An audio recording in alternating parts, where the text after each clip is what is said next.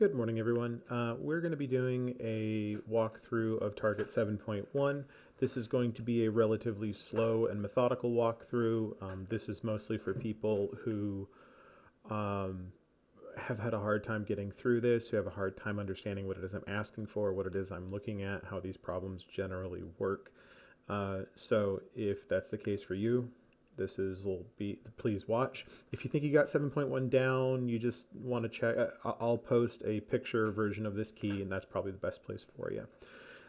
So let's go ahead and take a look at this problem. Let me resize it a bit so that I can, oops. Yeah, let me resize it a bit so I can actually write some more. All right. So if we zoom in on the problem here, we have a skier that jumps off a horizontal ramp at 25 meters per second. If they land 65 meters from the end of the ramp, what's the drop? We want to know how far has the skier dropped from here to here. So if we're going to go through this methodically, I'll just start you off how I think about it. So we know that the skier, sort of making a motion map, is going, oops, actually I messed that up even already. We know that the skier initially is horizontal. So they're not accelerating downwards at first. At first, all of their velocity is to the right. But then over time, more and more velocity is built up downwards until they actually get to their final destination down here.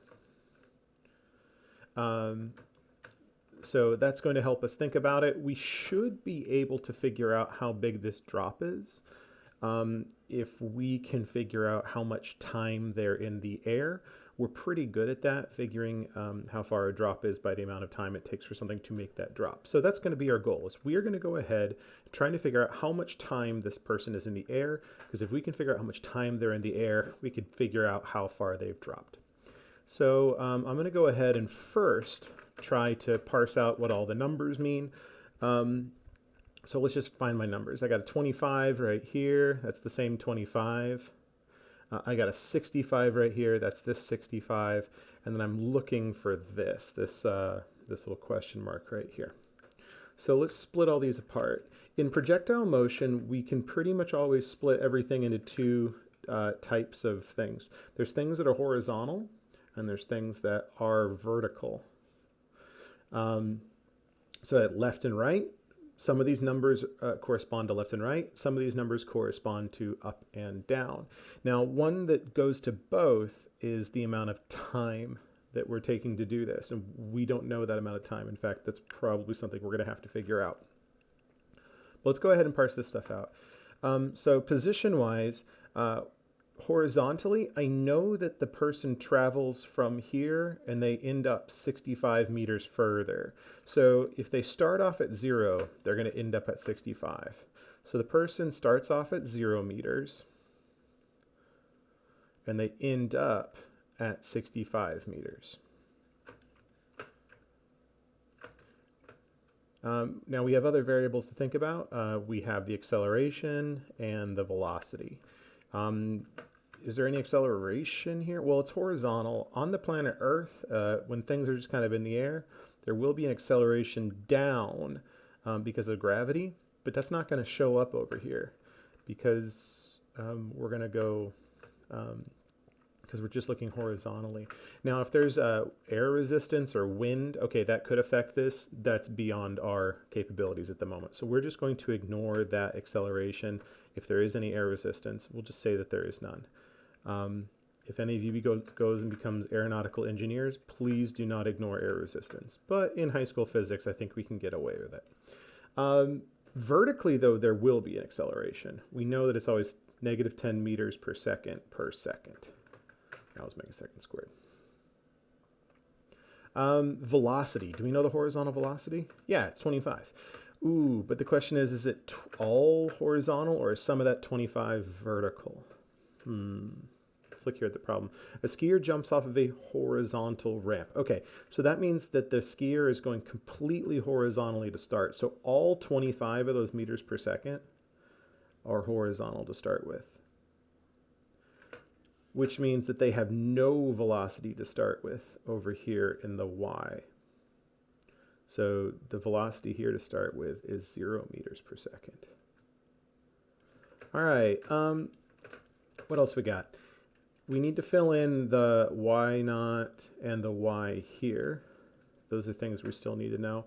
I know that they end up on the ground. I'm going to go ahead and call the ground 0 in the same way that we called the ramp 0. So I know they end up here at 0 meters.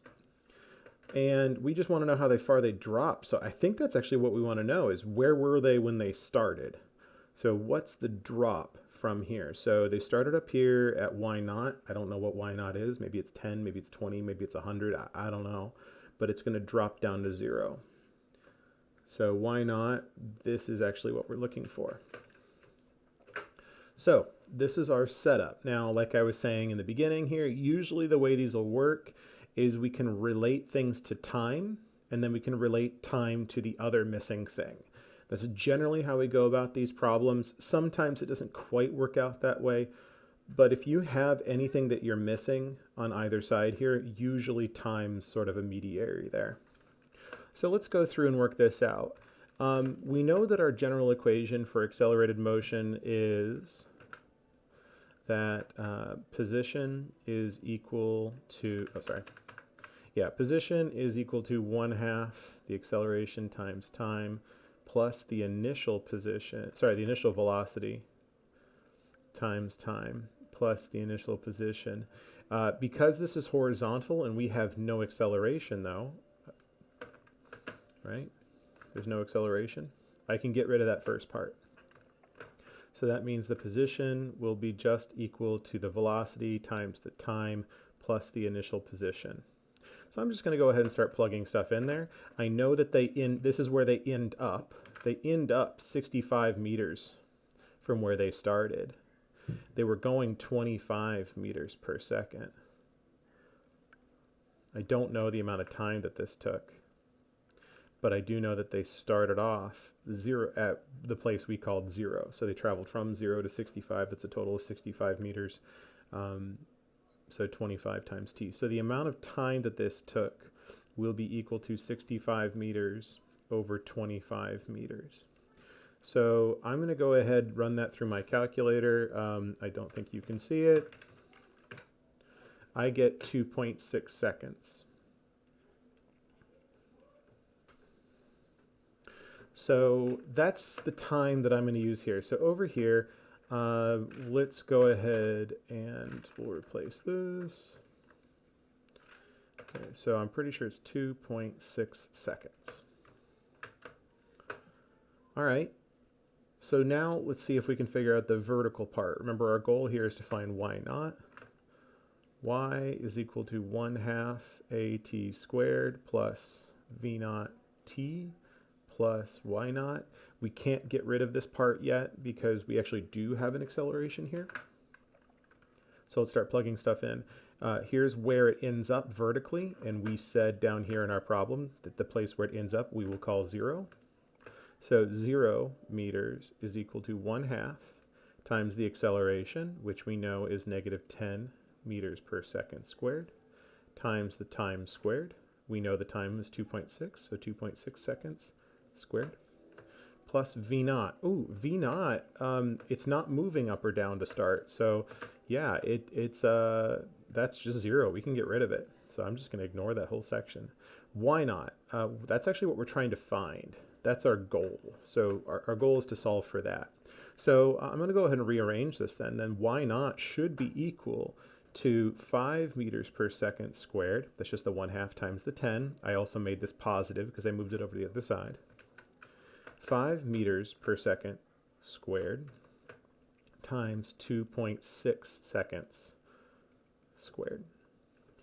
I will go ahead and run that through my calculator now.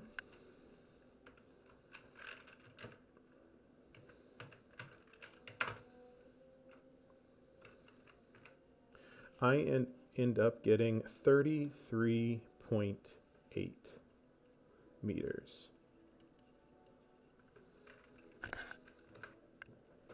So 33.8 meters is going to be my y naught. So they must have started up here at 33.8 meters from the ground. So yeah, that'll be my final answer. Oops.